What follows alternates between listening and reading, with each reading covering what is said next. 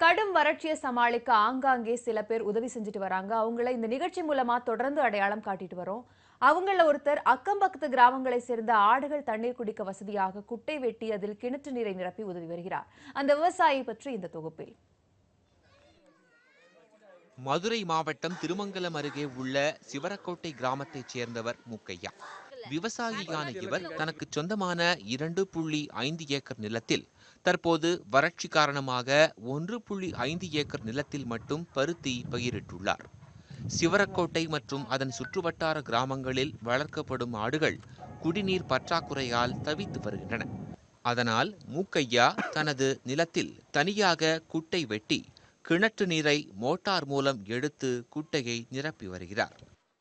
சிவரக்கோட்டை மட்டுமின்றி அருகில் உள்ள அரசப்பட்டி, எஸ்பி நத்தம் உள்ளிட்ட கிராமங்களில் இருந்து ஆடு மேய்ப்போர் இங்கு தங்களது ஆடுகளை கூட்டி வந்து தண்ணீர் காட்டுகின்றனர். இந்த குட்டையால் இன்று நூற்றுக்கணக்கான ஆடுகள் தங்கள் குடிநீர் தேவையை நிறைவு செய்து கொள்கின்றன. இந்த குட்டையில் உள்ள நீரை விவசாயத்திற்கும் பயன்படுத்திக் கொள்கிறார் மூக்கையா. 6க்கு 4 சின்ன குழி மாதிரி வெட்டி அதில் தண்ணி பாய்ச்சி நம்ம எங்கள் ஆடுக, உள்ளூர் ஆடுக, அசலூர் ஆடுக, அந்த பக்கத்தில் இருக்க வர ஆடுகளும் அதில் தண்ணி குடிச்சிக்கிறோம். அதனால் நீ என்ன செய்யணும், மழை காரணத்தினால அதுக்கு நாங்கள் சித்த விட்டுக்கிறோம், வெள்ளாமைக்கும் பாய்ச்சிக்கிறோம். இரவு நேரங்களில் மான்கள், காட்டுப்பன்றிகளும் குட்டையை தேடி வந்து தங்களது தாகத்தை தணித்துக் கொள்கின்றன என்கிறார் விவசாயி ஈஸ்வரன். இப்போ தண்ணியில் மழை இல்லாமல் 6 மாதமாக மழை இல்லாமல் தண்ணி நாங்கள் சொந்தமாக ஓட்டி வச்சு விட்டுக்கிருக்கோம். அதில் அரசவட்டி ஆடு, கசலாம், இந்த விளானத்தாலாம் தண்ணி குடிக்கும் வந்து அதில் விலங்குகள், மானு, பண்ணிலாம் வந்து குடிக்குது.